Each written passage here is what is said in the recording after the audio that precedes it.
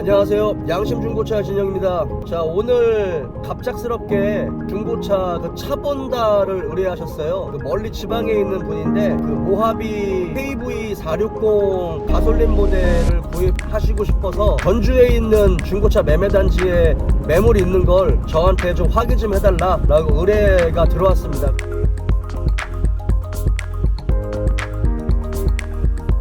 제가 좀 갑작스럽게 전주에 지금 다녀오는 길이고요. 전주 매매단지에서 모하비 460 KV460 가솔린 모델을 보고 이제 다시 올라가는 길이에요.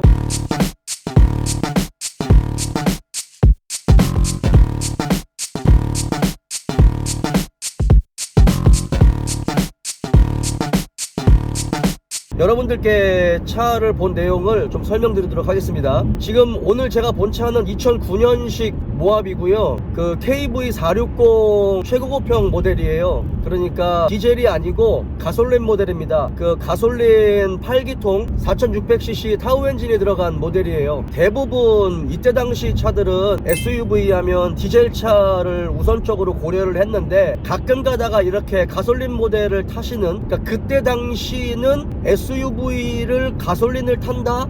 이거는 약간 좀 이단아 같은 그런 성향에 계신 분들이 가솔린을 탔었죠. 지금은 이제 환경 오염 때문에 가솔린 모델을 많이 타지만 그때 당시엔 그랬습니다.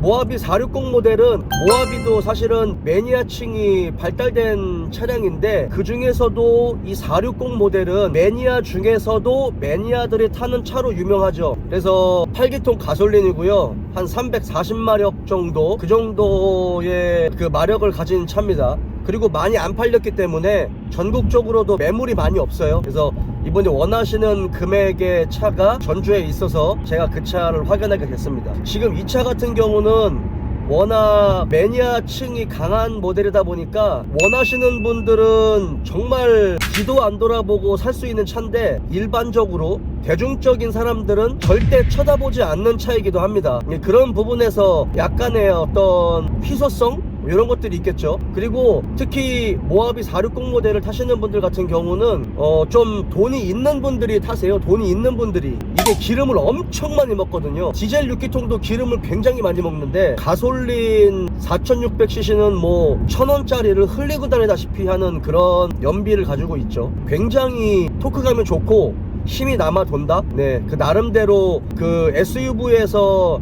국산차로, 국산 엔진에서 8기통의 감성을 느낄 수 있는 건 모하비가 유일합니다. 지금 이 차 같은 경우는 앞에 본네트가 판금이 되어 있어요. 근데 앞에 끝부분만 판금이 되어 있다 보니까 그 부분은 특별히 걱정할 필요가 없고, 펜다 교환하는 거는 뭐 크게 의미가 없는 거고요.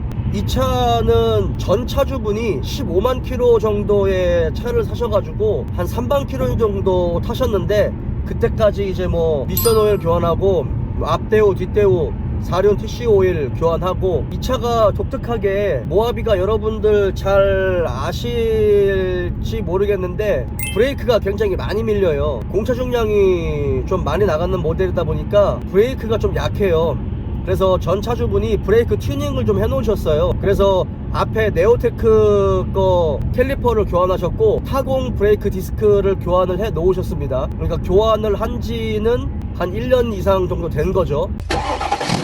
그 다음에 가변 배기가 되어 있어요. 특히 모하비 460 모델을 타시는 분들 같은 경우는 가솔린 6기통보다 가솔린 8기통 모델이 감성이 있잖아요. 미국 사람들이 제일 좋아하는 게 이제 8기통 모델을 되게 좋아하는데, 8기통 차를 안 타신 분들은 잘 모르겠지만 한번 대배기량의 8기통의 엔진을 타보셨던 분들은 그 배기음에 대한 감성을 아시거든요.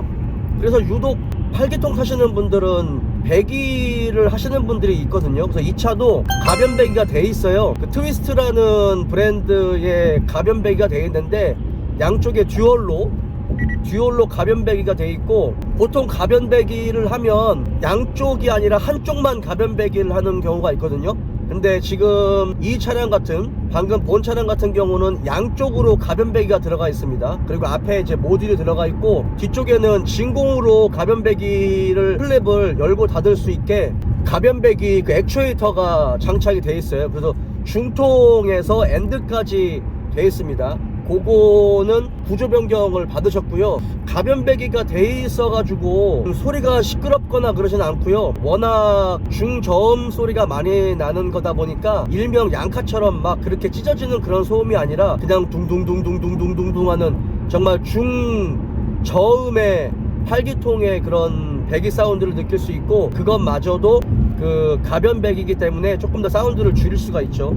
만약에 순정으로 돌리고 싶다라고 하시면 중통부터 엔드까지 순정으로 돌릴 수 있거든요. 근데 이게 바뀌었대요. 예전에는 머플러나 중통 쪽을 튜닝 용품으로 바꾸면 그게 순정이 됐어요.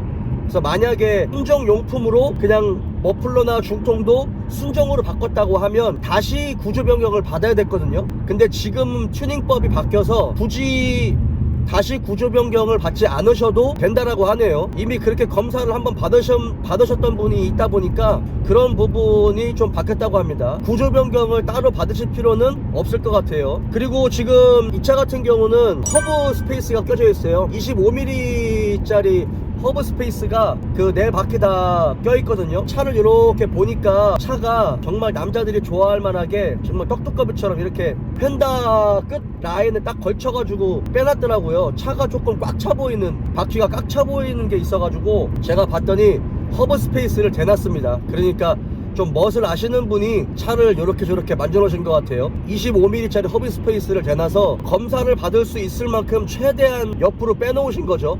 그래서 자동차를 보면 자동차가 어깨가 딱 벌어진 것처럼 그렇게 좀 꽉 차 보이는, 휠하우스가 좀 꽉 차 보이는 그런 느낌을 받을 수가 있어요. 뒤쪽에 하부를 떠봤을 때 그 구형 KV 그 풀옵션 차들 같은 경우, KV 옵션을 가지고 있는 차들 같은 경우는 뒤에가 에어 서스펜션이에요. 그래서 모하비의 그 고질병 중에 하나가 에어 서스펜션이 잘 고장이 난다. 에어 서스펜션이 고무 부트가 터져버리면 미세하게 공기가 새고, 그 미세하게 샌 공기를 계속 채우기 위해서 에어 컴프레셔가 계속 작동을 하거든요. 이 차 같은 경우는 에어 서스가 터지지 않았어요. 그런 부분에서 컴프레셔가 계속 돌아가는 그런 거는 없었고요. 뒤쪽에 쇼바를 순정 쇼바가 아닌 사제 쇼바로 장착을 해 놓으셨는데 일체형 쇼바로 장착을 해 놓으신 것 같아요. 높낮이를 조절할 수 있는 일체형으로 쇼업 쇼버를 장착을 해 놓으셨습니다. 그 다음에 제가 디자인 카바 열어서 다 확인을 했어요. 다 확인을 하니까 전 차주분이 교환을 하지는 않았는데, 전 차주분은 그냥 겉벨트 정도만 교환을 해 놓으셨고, 제가 혹시 겉벨트 교환할 때 다른 거 교환하셨냐고 물어봤는데 그거는 교환 안 하셨던 것 같아요. 제가 이렇게 확인을 해보니까 텐션 베어링이 교환이 되어 있는 것 같고요. 그 다음에 워터펌프 쪽을 한번 교환했던 흔적이 보였습니다. 그래서 전 차주분이 아마도 텐션 베어링하고 그 아이들링 베어링, 그 다음에 워터펌프는 교환을 하셨던 것 같아요. 그리고 라디에이터에서 엔진 쪽으로 들어가는 서머스탯 케이스도 한번 교환을 하셨던 것 같아요. 왜냐면 그쪽 케이스가 좀 새 거예요. 그래서 완전 새 거는 아니지만 그래도 한 2년 정도, 그 정도 안에는 교환을 했었던 것 같은 그런 느낌을 받았어요. 누유는 없었습니다. 누유는 2009년에 18만 킬로 정도 탔는데 눈에 띄는 누유 같은 거는 없었고요. 엔진 오일 팬에서 그냥 오일 때가 묻어있는 정도? 그거는 누유라고 말할 수가 없겠죠. 누수라고 표현하기는 약간 그런데요, 미션 쪽으로 들어가는 그 라인 쪽에 약간 냉각수가 조금씩 새더라고요. 근데 그거는 호수 그 클립 쪽에서 새는 거기 때문에 그 클립의 장력이 약해지면 압력이 걸려가지고 약간의 누수가 생기기도 해요. 볼트로 나사로 조이는 밴드 있어요. 그 금속 밴드로 바꿔가지고 조이면 될 것 같습니다. 나머지 미션 오일 쪽에서는 오일을 전혀 새지 않았어요. 왜냐면 오일을 교환하면서 오일 팬까지 교환을 하신 것 같은 느낌이 들어요. 왜냐면 미션 오일 같은 경우는 오일 팬 안에 필터가 들어가 있거든요. 필터, 이렇게 오일 팬 자체가 플라스틱이다 보니까 보통 미션 오일 교환할 때 미션 오일 팬까지 같이 교환을 합니다. 그러면 5개까지 같이 교환을 하겠죠. 그래서 18만 킬로짜리 치고는 미션 오일 팬이 굉장히 깨끗했어요. 오일도 안 새고 팬까지 교환을 한 것으로 보입니다. 그리고 풀타임 사륜이다 보니까 그 드라이버 샤프트 있잖아요, 그 프로펠러 샤프트 쪽에 고무 댐퍼가 들어가거든요. 그 고무 댐퍼도 깨끗했어요. 그렇게 막 크랙이 많이 가거나 그런 거는 느끼지 못했습니다. 시운전을 했을 때 이 방지턱을 넘어갔을 때 아주 미세하게 찌그덕거리는 소리가 났긴 났었거든요.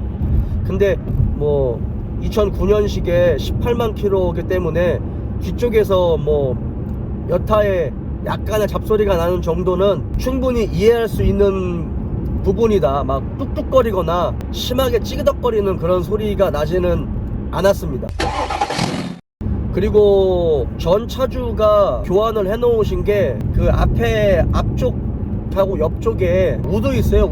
우드를 신형 우드로 좀 바꿔 놓으셨고, 그 다음에 앞에 현대기아차 보면 그 핸들 이렇게 높낮이 조절하는, 전동으로 높낮이 조절하는 그 조그 셔틀 스위치가 있어요. 그 스위치를 가지고 워크인 스위치라고, 그 조수석 쪽에도 전동 시트가 달려 있는데 조수석 쪽의 전동 시트를 운전석에서 바꿀 수 있게 워크인 스위치를 그 조그 셔틀로 또 개조를 해 놓으셨더라고요. 그러니까 그것도 모하비에서 또 개조를 많이 하는 그런 부분 중에 하나인데, 그것도 돼 있었습니다. 그리고 타이어 같은 경우는 앞뒤 타이어 전부 다 트레드가 50% 정도 남아 있었어요. 그래서 그 부분에 대해서는 지금 당장 타이어를 교환하실 필요는 없었고, 차량 하부 떠봤을 때 양쪽에 타이로드 엔드하고 그 다음에 로우암 볼 조인트 있어요. 로우암에서 너클암에 연결되어 있는 볼 조인트 양쪽이 교환되어 있었습니다. 그러니까 이거는 전 차주가 아니고 아마 전 차주분이 교환을 하셨던 것 같아요.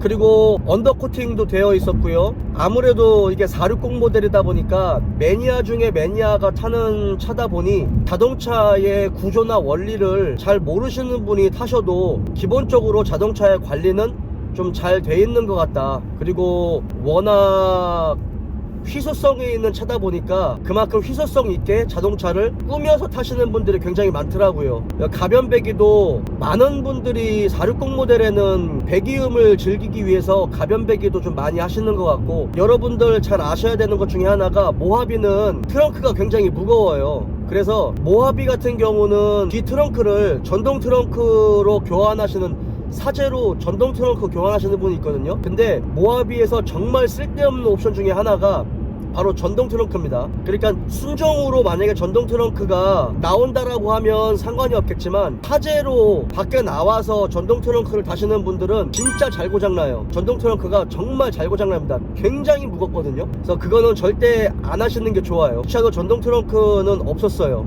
그리고 뒤쪽에 트렁크 쪽도 그 마감재 있잖아요. 그 부직포 말고 깔끔하게 그 마감을 할 수 있는 마감재로 해 놓으셨는데, 그거는 저 마감재가 조금 떨어졌더라고요. 그거는 그래도 나름대로 깔끔하게 하려고 노력을 하셨던 부분을 같은데 떨어져가지고 그건 제거하고 하시는 게 좋을 것 같아요. 나머지 부분들 같은 경우는 제가 확인했을 때 특별히 뭐가 특별히 막 거슬린다 뭐 요런 거까지는 없었고요. 모하비가 가지고 있는 기본적인 단점들이 있는데, 이 차 같은 경우는 디젤 차가 아니고 가솔린 차다 보니까 타우 엔진에 대한 단점이 들어가야 되겠죠. 근데 타우 엔진은 이제 8기통에 4600cc하고 5000cc 이 엔진이 현대에서 나온 타우 엔진이거든요. 타우 엔진이 세계 10대 엔진 중에 하나로 선정이 된 엔진인데 많이 팔린 엔진이 아니에요. 왜냐면 최고급 그 플래그십에만 들어가는 엔진이다 보니까 뭐 신형 에쿠스라든지 아니면 뭐 EQ900 같은 그런 급의 차들 중에서도 가장 상위 옵션에 들어가는 차예요. 특별히 내구성에 문제가 있다거나 요런 자료들은 사실은 많이 없어요. 일반 대중들이 많이 탈 수 있는 그런 엔진이 아니다 보니까 그런 부분에서는 특별히 고질병이 뭐다라는 거는 없지만, 기본적으로 뭐 고질병들 같은 경우는 뭐 프론트 카바 쪽에서 약간의 미세누유가 있는다든지 요런 것들, 그러니까 지금 이 모하비 같은 경우도 밑에서 떠보면 프론트 카바 쪽에 약간의 엔진 때 같은 거는 그런 거는 좀 묻어 있어요. 예, 근데 오일이 막 새가지고 막 흘러내린다 요 정도는 아니고 그냥 오일 때 정도가 좀 묻어 있다. 그래서 그게 뭐 에어컨 컴프레셔 쪽에 뭐 살짝 좀 묻어 있고, 그 다음에 딥스틱 게이지 있죠? 그 엔진 오일 체크하는 딥스틱 게이지 그쪽에서 살짝 오일 때가 좀 묻어 있고, 오일 팬 쪽에 살짝 오일때가 묻어있고 뭐 그 정도인 건데, 이쪽 성능기록부 쪽에서는 뭐 미세누유도 없고 누수도 없다라고 성능엔 찍혀있더라고요. 근데 그 정도 가지고는 사실 미세누유라고 말하기에는 조금 어려울 것 같아요. 그 부분은 인정할 수 있는 부분입니다. 나머지 부분은 조금씩 수리를 하면서 타시면 될 것 같고, 그러니까 점화 플러그 8개, 그 다음에 점화 코일 8개도 교환을 해 놓으신 것 같아요. 디자인 카바를 열어보니까 점화 코일 8개가 교환이 돼 있었어요. 그래서 전 차주분한테도 여쭤봤더니 코일하고 플러그는 8개 다 교환을 하신 걸로 제가 전해 들었습니다. 시운전을 해봤을 때 진짜 풍부한 토크감도 느낄 수 있었고, 공터에 가가지고 사륜구동 테스트도 해봤거든요. 이게 이제 풀타임 사륜으로 들어가다 보니까 사륜 하이나 사륜 로우를 집어넣을 일이 사실은 많이 없을 수 있어요. 그러다 보니까 이게 들어갔나 안 들어갔나 확인하기가 조금 어려운데, 또 사륜을 확인하는 방법이 있다 보니까 사륜 하이 쪽은 조금 이질감이 좀 덜한데요, 사륜 로우는 충분히 판단하기가 조금 쉬웠어요. 그래서 사륜구동 테스트도 완벽하게 좀 들어가는 걸 확인을 했습니다. 이런 식으로 확인을 했고요. 이렇게 멀리 지방에 있는 분들 같은 경우 실제로 뭐 자동차에 대해서 잘 모르시는 분도 있을 거고요. 혹시나 내가 사기를 당하는 거 아닌가, 내가 지금 사고자 하는 이 차의 컨디션이 정확히 어떤 컨디션을 가지고 있는지 모르시는 분들, 걱정이 되시는 분들이 이렇게 차 본다 서비스를 의뢰하시거든요. 그래서 제가 직접 해당 지역에 가서 그 차를 꼼꼼하게 확인하고 내용을 고객님들한테 설명드리는, 그래서 요 부분이 괜찮다 라고 했을 때 안심하고 거래를 하실 수 있는 부분이니까요. 내용들 다 고객님한테 설명을 드렸고요. 자, 오늘 영상 여기까지입니다.